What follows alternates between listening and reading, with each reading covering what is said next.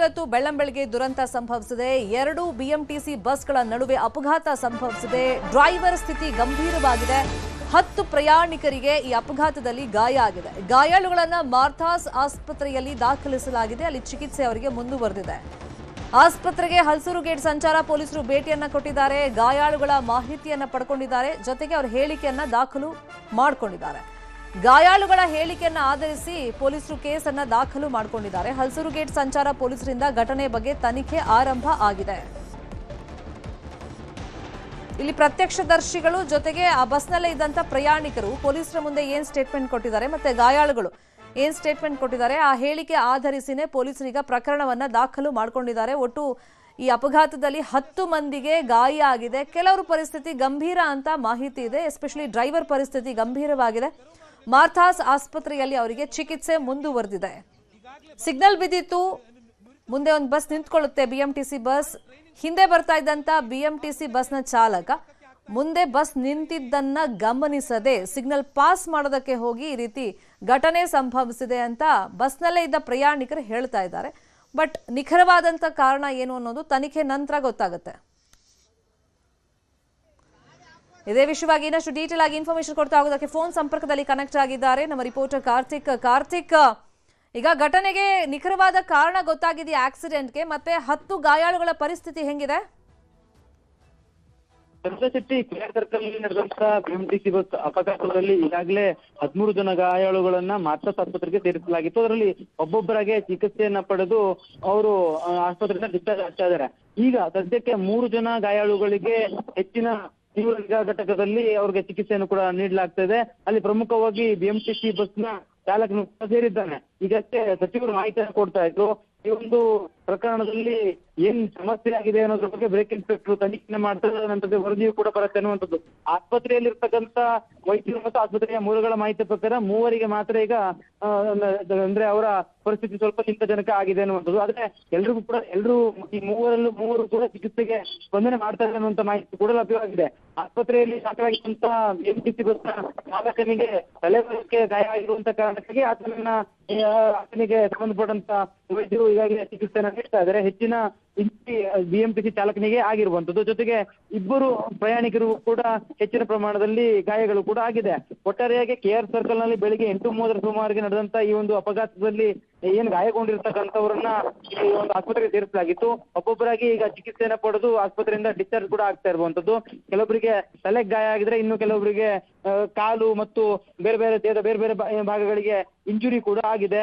ಈ ಒಂದು ಭೀಕರ ಅಪಘಾತ ಏನಾಗಿತ್ತು ಬಿಎಂಟಿಸಿ ಬಸ್ಗಳ ನಡುವೆ, ಈ ಒಂದು ಅಪಘಾತಕ್ಕೆ ಸಂಬಂಧಪಟ್ಟಂತೆ ತನಿಖೆಯನ್ನು ಕೂಡ ಮಾಡ್ತೇವೆ ಅನ್ನುವಂತ ಮಾತನ್ನ ಸ್ವತಃ ಸಚಿವರಾಗಿರುವಂತಹ ಹಿಂದ್ಗಡೆ ಬರ್ತಾ ಇದ್ದಂತ ಬಿಎಂಟಿಸಿ ಬಸ್ ಡ್ರೈವರ್ನ ಅಜಾಗರೂಕತೆ ಅಂತ ಕೆಲವರು ಆರೋಪ ಮಾಡಿದ್ರು. ಆತನ ಗಮನ ಎಲ್ಲೋ ಇತ್ತು, ಸೀದಾ ಬಂದ್ ಮುಂದ್ಗಡೆ ಇದ್ದಂತ ನಿಂತಿದ್ದ ಬಸ್ಸಿಗೆ ಡಿಕ್ಕಿ ಹೊಡೆದ್ರು ಅಂತ.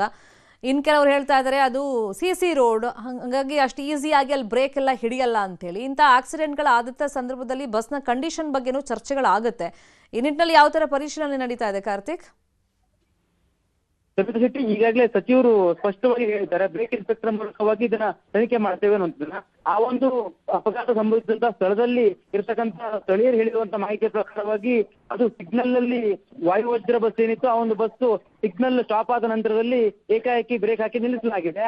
ಮತ್ತೆ ಅದರ ಹಿಂದಿದ್ದಂತ ಈ ಬಸ್ನ ಡ್ರೈವರ್ ಏನೋ ಒಂಥರ ನಿರ್ಲಕ್ಷ್ಯವನ್ನ ತೋರಿದ್ದ ಅನ್ನುವಂತ ಮಾತನ್ನ ಅಲ್ಲಿರ್ತಕ್ಕಂಥ ಸ್ಥಳೀಯರು ಹೇಳ್ತಾ ಇದ್ರು. ಇದು ಸಹಜವಾಗಿ ನಿರ್ಲಕ್ಷ್ಯ ಅಂತ ಅನ್ಸುತ್ತೆ. ಯಾಕಂದ್ರೆ ಸಿಗ್ನಲ್ ನಲ್ಲಿಯೇ ಇದು ಇವಿ ಬಸ್ನ ಚಾಲಕ ಅಷ್ಟೊಂದು ವೇಗವಾಗಿ ಬರ್ಬೇಕಿತ್ತ ಅನ್ನುವಂತ ಪ್ರಶ್ನೆಗಳು ಸಹಜವಾಗಿ ಇದ್ದಿರುವಂತದ್ದು. ಇದೆಲ್ಲವನ್ನ ಬಿಎಂಟಿಸಿ ಬ್ರೇಕ್ ಇನ್ಸ್ಪೆಕ್ಟರ್ ನೇತೃತ್ವದಲ್ಲಿ ತನಿಖೆನ ಮಾಡಲಾಗುತ್ತೆ.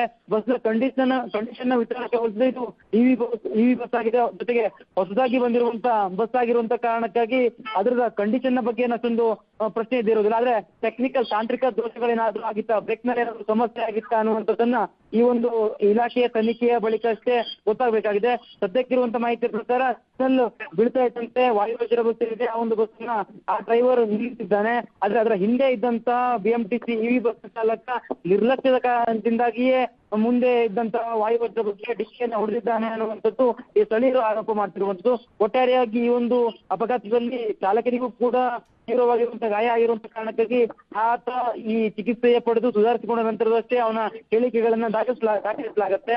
ಅಲ್ಲಿ ಸ್ಪಷ್ಟವಾಗಿ ಗೊತ್ತಾಗುತ್ತೆ. ಹಾಗೆ ಬಸ್ ನಲ್ಲಿ CCTV ಕ್ಯಾಮೆರಾವು ಕೂಡ ಇರುತ್ತೆ, ಅದು ಕೂಡ ಒಂದಿಷ್ಟು ತನಿಖೆಗೆ ಸಹಾಯ ಆಗ್ಬೋದು. ಜೊತೆಗೆ ಸಿಗ್ನಲ್ ಆಗಿರುವಂತಹ ಕಾರಣಕ್ಕಾಗಿ ಸಿಗ್ನಲ್ ಬಳಿಯೂ ಕೂಡ CC ಕ್ಯಾಮೆರಾಗಳಿರೋದ್ರಿಂದ ಅದನ್ನು ಕೂಡ ಪರಿಶೀಲನೆಯನ್ನ ಮಾಡಲಾಗತ್ತೆ. ಪೊಲೀಸರು ಈಗಾಗಲೇ ಪ್ರಕರಣವನ್ನ ದಾಖಲಿಸಿಕೊಂಡು ತನಿಖೆಯನ್ನು ಮಾಡ್ತಿದ್ದಾರೆ. ಇನ್ನೊಂದ್ ಕಡೆ ಇಲಾಖೆಯಿಂದಲೂ ಕೂಡ ಅಂದ್ರೆ BMTCಯ ಬ್ರೇಕ್ ಇನ್ಸ್ಪೆಕ್ಟರ್ ನೇತೃತ್ವದಲ್ಲೂ ಕೂಡ ತನಿಖೆಯನ್ನು ಮಾಡುತ್ತೇವೆ ಅನ್ನುವಂತ ಮಾತನ್ನ ಸ್ವತಃ ಸಾರಿಗೆ ಸಚಿವರಾಗಿರುವಂತಹ ಬೈರತಿ ಸುರೇಶ್ ಅವರು ಹೇಳಿದ್ದಾರೆ.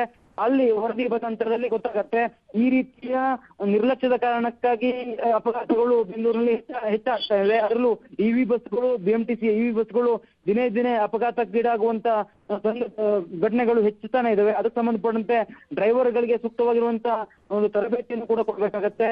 ಈ ಒಂದು ಸಾರ್ವಜನಿಕರ ಓಡಾಡುವಂತ ರಸ್ತೆಗಳಲ್ಲಿ ಯಾವ ರೀತಿಯಾಗಿ ಅವರು ಇರಬೇಕು, ಸಿಗ್ನಲ್ಗಳಲ್ಲಿ ಯಾವ ರೀತಿಯಾಗಿ ಅವರು ಗಾಡಿಯನ್ನ ಓಡಿಸ್ಬೇಕು, ಜೊತೆಗೆ ಅಪಾಯಕಾರಿ ಚಾಲನೆಯನ್ನ ಮಾಡ್ತಾ ಇದ್ದಾರೆ, ಇದೆಲ್ಲವನ್ನ ಕೂಡ ಪರಿಶೀಲನೆ ಮಾಡಬೇಕಾಗತ್ತೆ.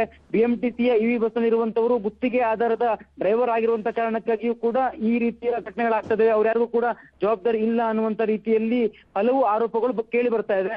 ಒಟ್ಟಾರೆಯಾಗಿ ಇವತ್ತು ಬೆಳಗಿನ ಜಾವ ಏನು 8:30ಕ್ಕೆ ಬೆಳಿಗ್ಗೆ 8:30ಕ್ಕೆ ಒಂದು ಅಪಘಾತ ಆಗಿದೆಯಲ್ಲ, ಈ ಒಂದು ಅಪಘಾತದಲ್ಲಿ ಈ 13 ಜನ ಗಾಯಗೊಂಡವರು ಆಸ್ಪತ್ರೆಗೆ ಸೇರಿಸಲಾಗಿತ್ತು. ಅವರಲ್ಲಿ ಒಬ್ಬೊಬ್ಬರಾಗಿ ಈಗ ಡಿಸ್ಚಾರ್ಜ್ ಆಗ್ತಾ ಇರುವಂತದ್ದು. ಶರ್ಮಿತಾ, ಸುದ್ದಿನ ಥ್ಯಾಂಕ್ ಯು ಕಾರ್ತಿಕ್. ಇನ್ನು ಬೆಂಗಳೂರಲ್ಲಿ 2 BMTC ಬಸ್ಗಳ ನಡುವೆ ಅಪಘಾತ ಪ್ರಕರಣ ಸಂಬಂಧ ಗಾಯಾಳುಗಳು ಮಾರ್ಥಾಸ್ ಆಸ್ಪತ್ರೆಯಲ್ಲಿ ಚಿಕಿತ್ಸೆಯನ್ನ ಪಡ್ಕೊಳ್ತಾ ಇದ್ದಾರೆ. ಆಸ್ಪತ್ರೆಗೆ ಸಾರಿಗೆ ಸಚಿವ ಬೈರತಿ ಸುರೇಶ್ ಭೇಟಿಯನ್ನ ಕೊಟ್ಟು ಗಾಯಾಳುಗಳ ಪರಿಸ್ಥಿತಿಯನ್ನ ವಿಚಾರಿಸ್ತಾ ಇದ್ದಾರೆ. ಒಂದ್ ಕಡೆ ಪೊಲೀಸರು ಗಾಯಾಳುಗಳಿಂದ ಮಾಹಿತಿಯನ್ನ ಪಡೆದು ಘಟನೆ ಕಾರಣ ಏನಾಯಿತು, ಆ ಸಂದರ್ಭದಲ್ಲಿ ಅವ್ರ ಗಮನಕ್ಕೆ ಏನು ಬಂತು, ಆಧಾರದ ಮೇಲೆ ದೂರನ್ನ ದಾಖಲು ಮಾಡ್ಕೊಂಡಿದ್ದಾರೆ. ಇನ್ನೊಂದ್ ಕಡೆ ಸಚಿವರು ಕೂಡ ಆಸ್ಪತ್ರೆಗೆ ಭೇಟಿಯನ್ನ ಕೊಟ್ಟಿದ್ದಾರೆ. 13 ಮಂದಿಗೆ ಸಣ್ಣ ಪುಟ್ಟ ಗಾಯ ಆಗಿದೆ, ಎಲ್ರಿಗೂ ಚಿಕಿತ್ಸೆ ನೀಡಲಾಗ್ತಿದೆ, ಮತ್ತೆ ಚಿಕಿತ್ಸಾ ವೆಚ್ಚ ಏನಿದೆ ಅದನ್ನ ನಾವೇ ಭರಿಸ್ತೀವಿ ಅಂತೇಳಿ ಸಚಿವ ಬೈರತಿ ಸುರೇಶ್ ಅವರು ಮಾಹಿತಿಯನ್ನ ಕೊಟ್ಟಿದ್ದಾರೆ. ಘಟನೆ ಆದ ತಕ್ಷಣ ನಮ್ಮ ಅಧಿಕಾರಿಗಳಿದ್ರು, ಗಾಯಾಳುಗಳನ್ನ ಆಸ್ಪತ್ರೆಗೆ ದಾಖಲಿಸಲಾಗಿದೆ, ಚಿಕಿತ್ಸಾ ವೆಚ್ಚವನ್ನ ನಾವೇ ಭರಿಸ್ತೀವಿ ಅಂತ ಮಾಹಿತಿಯನ್ನ ಕೊಟ್ಟಿದ್ದಾರೆ. ಇನ್ನು ಈ ಅಪಘಾತಕ್ಕೆ ಏನ್ ಕಾರಣ ಆಯಿತು, ಡ್ರೈವರ್ ನಿರ್ಲಕ್ಷ್ಯ ಕಾರಣನಾ ಅಥವಾ ಬ್ರೇಕ್ ಆ ಸಂದರ್ಭದಲ್ಲಿ ಪ್ರಾಪರ್ ಆಗಿ ಹಿಡಿಲಿಲ್ವಾ, ಈ ಬಗ್ಗೆ ತನಿಖೆ ಈಗ ಮುಂದುವರೆದಿದೆ. ಇನ್ನೊಂದು ಕಡೆ ಆಸ್ಪತ್ರೆಗೆ ಸಚಿವರು ಭೇಟಿಯನ್ನ ಕೊಟ್ಟು ಇನ್ನು 13 ಜನ ಗಾಯಗೊಂಡಿದ್ರು, ಅವರ ಆರೋಗ್ಯ ಪರಿಸ್ಥಿತಿಯನ್ನ ವಿಚಾರಿಸಿದ್ದಾರೆ. ಆಕ್ಸಿಡೆಂಟ್ ಆಗಿದೆ, CC ಕ್ಯಾಮ್ರಲ್ಲಿ ಏನು ಗೊತ್ತಾಗಲ್ಲ, ಟೆಕ್ನಿಕಲ್ ಪ್ರಾಬ್ಲಮ್ CC ಕ್ಯಾಮ್ರಲ್ಲಿ ಗೊತ್ತಾಗಲ್ಲ. ಟೆಕ್ನಿಕಲ್ ಪ್ರಾಬ್ಲಮ್ ನಮ್ಮ ಇಲಾಖೆ ಟ್ರಾನ್ಸ್ಪೋರ್ಟ್ ಇಲಾಖೆಯವರೇ ಕಂಡುಹಿಡಿದಿದೆ. ನಮ್ಮ ಆಕ್ಸಿಡೆಂಟ್ ಆಗಿದೆ, ಘಟನೆ ಆಗಿದೆ, CC ಕ್ಯಾಮ್ರಲ್ಲಿ ಏನು ಗೊತ್ತಾಗಲ್ಲ. ಟೆಕ್ನಿಕಲ್ ಪ್ರಾಬ್ಲಮ್ CC ಕ್ಯಾಮ್ರಲ್ಲಿ ಗೊತ್ತಾಗಲ್ಲ. ಟೆಕ್ನಿಕಲ್ ಪ್ರಾಬ್ಲಮ್ ನಮ್ಮ ಇಲಾಖೆ ಟ್ರಾನ್ಸ್ಪೋರ್ಟ್ ಇಲಾಖೆಯವರೇ ಕಂಡುಹಿಡಿದಿದೆ. ನಮ್ಮ ಬ್ರೇಕ್ ಇನ್ಸ್ಪೆಕ್ಟರ್ ಅಂತ ಹೋಗಿರೋ ಕಾರಣ ಏನು ಅಂತ ನಮ್ಗೆ ಹೇಳ್ತಾರೆ. ಅದಾದಮೇಲೆ ನಮ್ಮ ಸೆಕ್ರೆಟರಿ ರಿಪೋರ್ಟ್ ಹಾಕಿ ಹಿಂದಿಯನ್ನು ನೋಡಿ ನಾವು ಏನು ಮುಂದೆ ಕ್ರಮ ತಗೋಬೇಕು ಅಂತ ದೇವ್ರಿಂದ ಯಾರಿಗೂ ಪ್ರಾಣಾಪಾಯ ಆಗಿಲ್ಲ. ಅದಕ್ಕೆ ನಾವು ದೇವರಿಗೆ ಥ್ಯಾಂಕ್ಸ್ ಹೇಳ್ತಾರೆ.